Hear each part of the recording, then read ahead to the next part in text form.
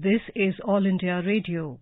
In the program Spotlight, now we bring you a special program on the outcome of Prime Minister's Tri-Nation Tour to Germany, Denmark and France.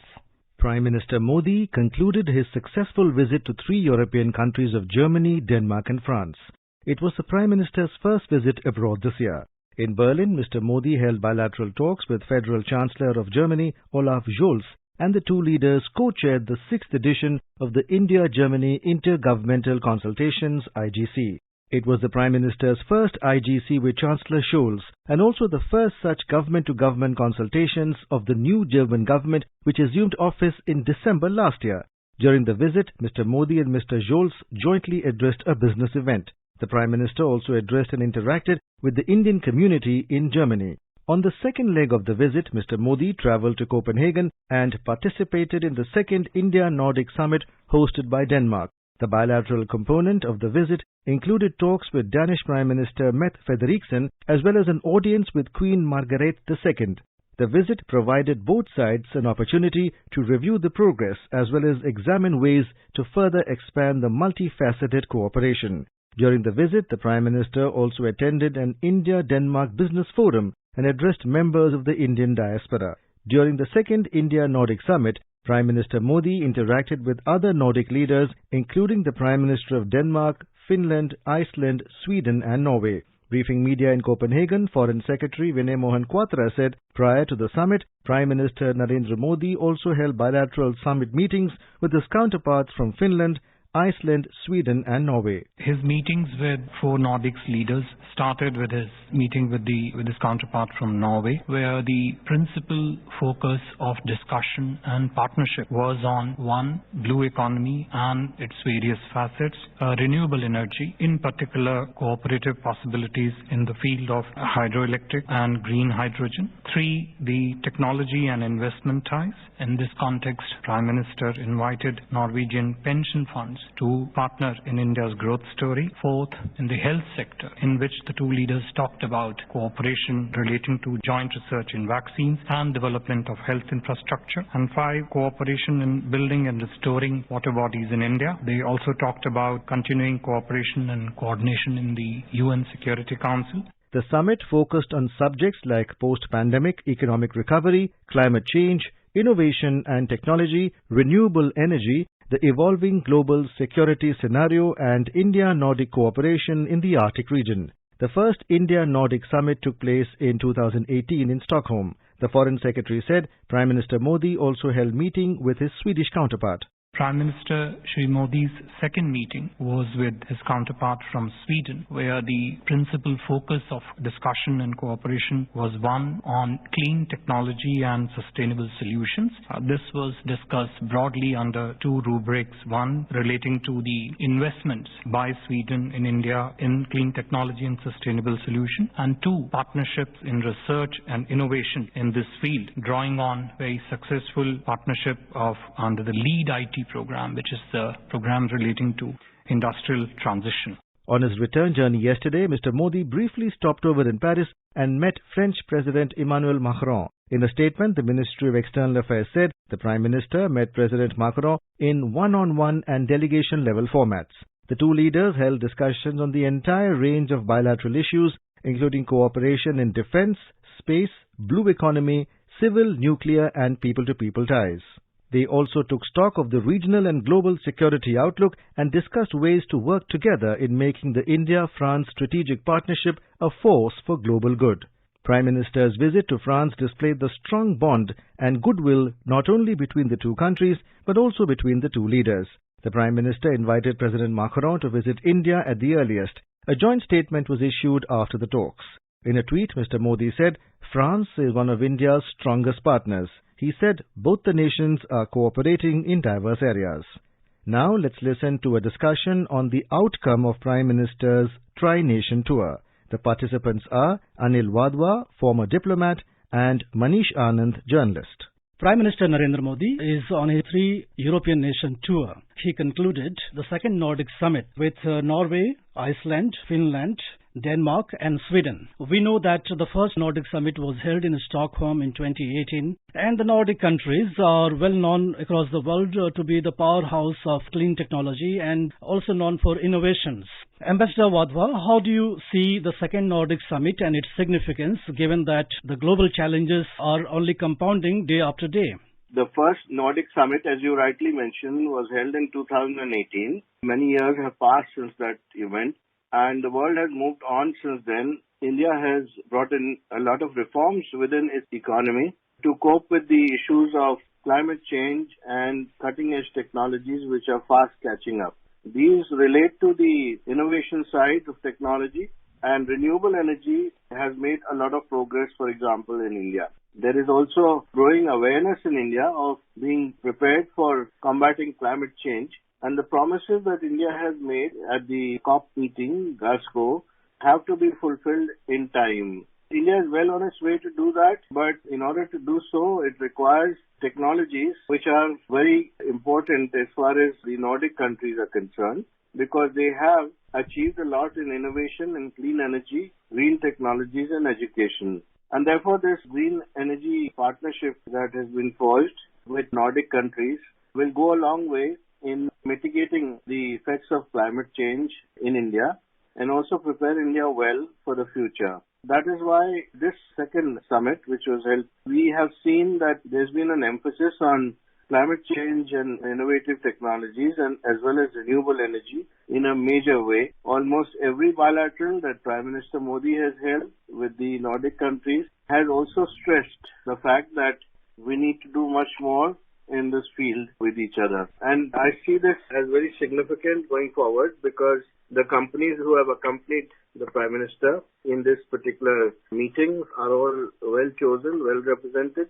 And the 450-odd countries from the Nordic states who work in India today and 70-odd premier companies who work in the Nordic countries from India are all gearing up to see how they can take advantage of the four main focus areas: green technology, innovation and digitization, energy independence and renewable energy, water, environment and agriculture, and infrastructure, transport and services.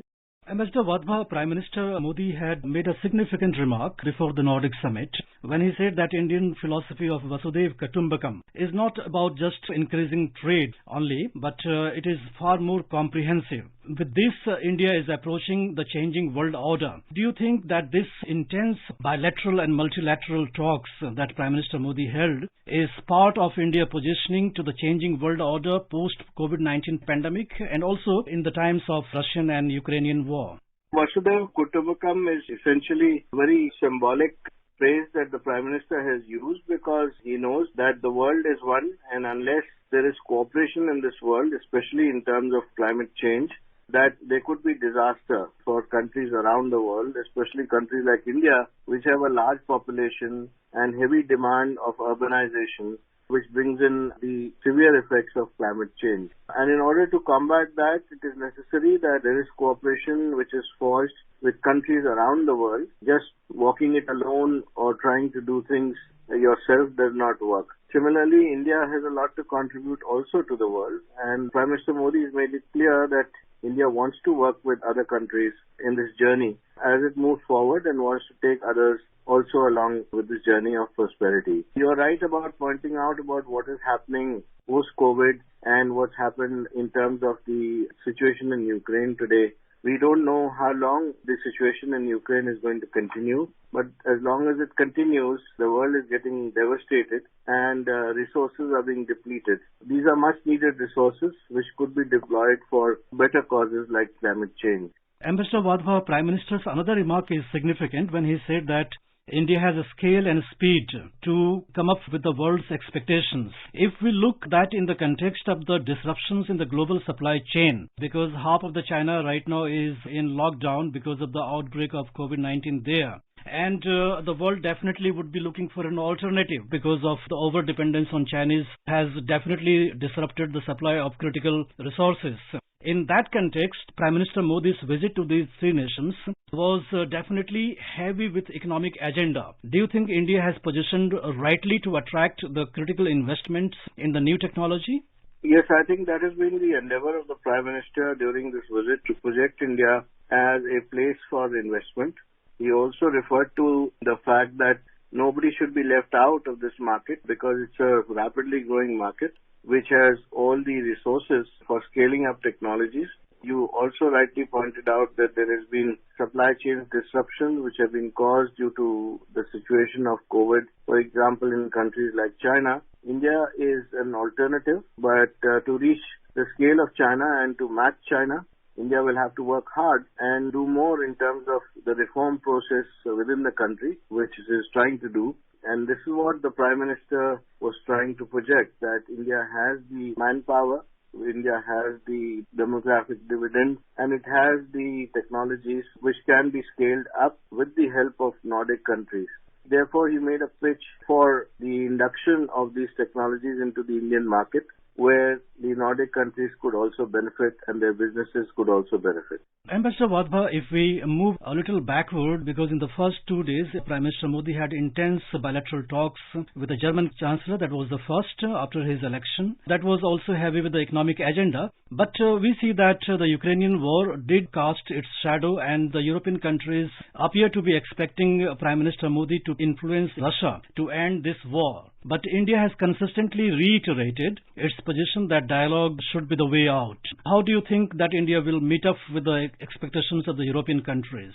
As far as influencing Russia is concerned, I think Prime Minister Modi made it very clear that he's spoken on a number of occasions to both sides, Russia as well as Ukraine, because he said that at the end of the war, there are no winners. Everybody is a loser. And that is why the path that India has chosen of diplomacy and negotiations as a way to resolve this conflict and bring an end to the conflict as quickly as possible is the only sane way forward. This is something which was reiterated once again in his interactions with various European leaders. But I think as far as India's stand is concerned, that's been made pretty clear over the last few weeks, starting from the United Nations General Assembly and then in various statements of the spokesperson and our ministers and high dignitaries, that we have a desire to see this conflict stop as soon as possible, and secondly, that the solution will be found only through diplomatic means. And I think the world does understand where India is coming from. Ambassador Wadhwa, Indo-Pacific also figured in the talks. And in that context, when Prime Minister Modi said that the international order is based on the United Nations Charter, and that is rules-based, respecting the territorial sovereignty. So do you think that the Indian Pacific mention in the European tour is significant because of the developments that we see in the South China Sea and the maritime disruptions we come across? We know that the established world order is being disturbed through the aggressive actions of China in the South China Sea. Many of these islands have been occupied and populated and armed, and China has actually used grey zone tactics to stop legitimate activities like fishing, etc., of the claimants in these islands. The 9-dash line of China, which was promulgated some years ago, was rejected by the International Court. China has rejected that ruling, and therefore it is clear that it does not want to abide by the principles of the United Nations. In this scenario, it is important that all like-minded countries, especially democracies, come together and they reiterate once again the rule of law and the belief in the UN Charter. And this is why this issue has figured during this trip, because like India, all the European countries believe in the rule of law and the fact that what is happening in South China Sea is blatant aggression. But besides that, there's also been Chinese aggression on the line of actual control with India. We've seen over the past few years how that aggression has grown and incidents of violation of the border and territorial integrity and sovereignty of India. We've also seen the withdrawal of the United States and Western countries from Afghanistan, which is in our immediate neighborhood, which has actually left countries like India in a lurch because of the massive development program that we had with Afghanistan. And obviously, crises have been brewing with regard to Taiwan, with regard to the Pacific Island states through aggressive Chinese actions. Ambassador Wadhwa, you gave your insight. Thank you so much for talking to us. Thank you very much. You were listening to a special program on the outcome of Prime Minister's Tri-Nation tour to Germany, Denmark and France. This program was produced and presented by the News Services Division of All India Radio. You can listen to it on our mobile app News on AIR. This program is also available on our YouTube channel, News on AIR Official.